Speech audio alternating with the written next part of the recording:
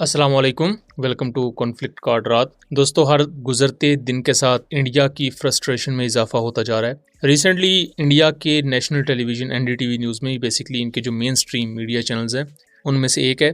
यहाँ ऑपरेशन सिंदूर को लेकर एक डेडिकेटेड प्रोग्राम था जिसको फीचर किया गया था इंडियन एयरफोर्स के रफाल एयरक्राफ्ट पर। बेसिकली इन एयरक्राफ्ट की इंडिया की नेशनल सिक्योरिटी को लेकर अहमियत और इनका जो रोल था पाकिस्तान के खिलाफ उसको ट्रिब्यूट पेश करने के लिए इंडियन मिलिट्री पीआर जो सेटअप है उनकी तरफ से एक स्पेशलाइज्ड प्रोग्राम एनडीटीवी के थ्रू करवाया जा रहा था, जिसमें इंडियन एयरफोर्स के पायलट्स के भी इंटरव्यूज वगैरह थे और पर्टिकुलरली उस बेस पर जो रफाल एयरक्राफ्ट की ऑपरेशनलाइजेशन है वो दिखाई जानी थी। यहाँ सबसे ज़्यादा इंटरेस्टिंग चीज़ ये हुई कि रफाल एयरक्राफ्ट जो यहाँ दिखाई जा रहे हैं उन पर कोई टेल नंबर नहीं है। अब बाहर देखने को ऐसा ही लगता है, लेकिन जब आप गौर से मुख्तलिफ क्लिप्स को एनालाइज करेंगे तो आपको पता चलेगा कि जानबूझकर इंडियन एयरफोर्स की तरफ से, इंडियन मिलिट्री के पीआर डिपार्टमेंट की तरफ से जो रफाल एयरक्राफ्ट के टेल नंबर्स थे इनको हाइड कर दिया गया, ब्लर किया गया, और यहाँ से ये वाजे हो भी रहा है। लेकिन आप सोच रहे होंगे कि ऐसा क्या वक्त आन पड़ा कि इंडियन एयरफोर्स को अपने रफाल एयरक्राफ्ट के टेल नंबर्स छुपाने पड़े।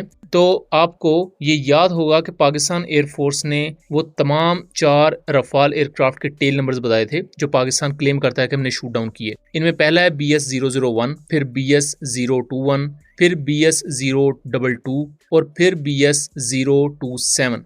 इनमें से 2 रफाल इंडिया ने बाद में दिखाए, BS-021, BS-022, और इंडिया ने क्लेम किया कि देखें भाई ये दोनों एयरक्राफ्ट तो उड़े हैं, तो पाकिस्तान का क्लेम गलत है।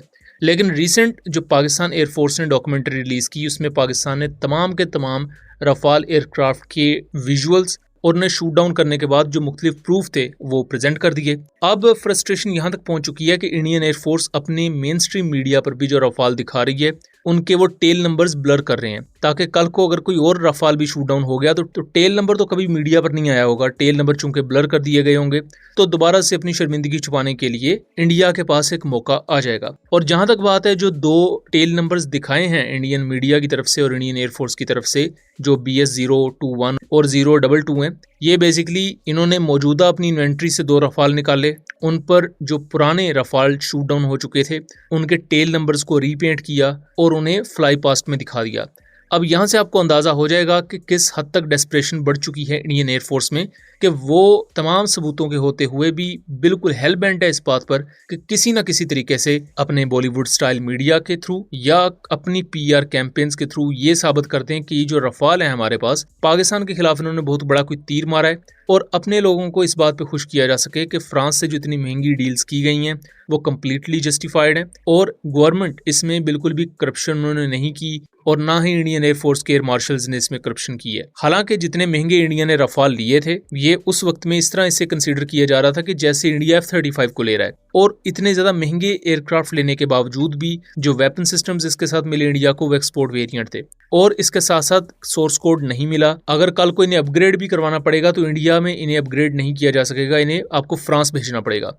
इन तमाम चीज़ों के बावजूद, एक महंगी डील के बावजूद भी पाकिस्तान के खिलाफ ये फेलियर का शिकार हुए, और ये एक नॉर्मल फेलियर नहीं था। बिकॉज ये होता है कि BVR कॉम्बैट में हार गए इस वजह से कि PL-15 की रेंज ज़्यादा थी।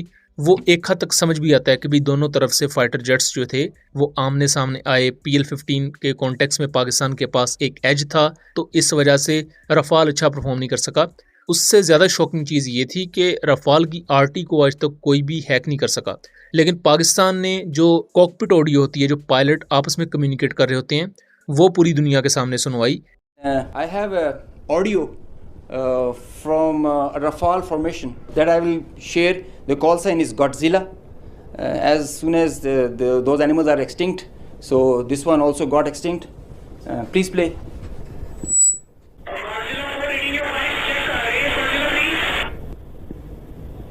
So he's asking whereabouts of his formation member.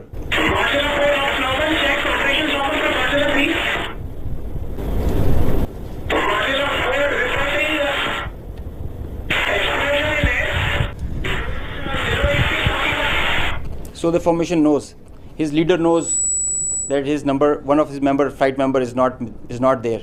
They have an RT. This is the original RT that they are exchanging, and they are asking about his position. He is giving his own operations as fine, but he has claims that I've seen an explosion in the air. ये वो चीज़ है जो आज तक की bilateral exercises में भी Rafale को इस तरह कोई जैम नहीं कर सका था, और ये पाकिस्तान ने तारीख में पहली दफ़ा किया। और यही वो चीज़ है जिसके बाद अब इंडियन एयरफोर्स के जहन में ये चीज़ बैठ चुकी है कि हमने अब रफाल को लेकर बहुत सी चीज़ों पर अब वो रिस्ट्रिक्शंस भी लगाएंगे, यहाँ तक कि अब टेल नंबर्स दिखाने से भी वो आ रही हैं।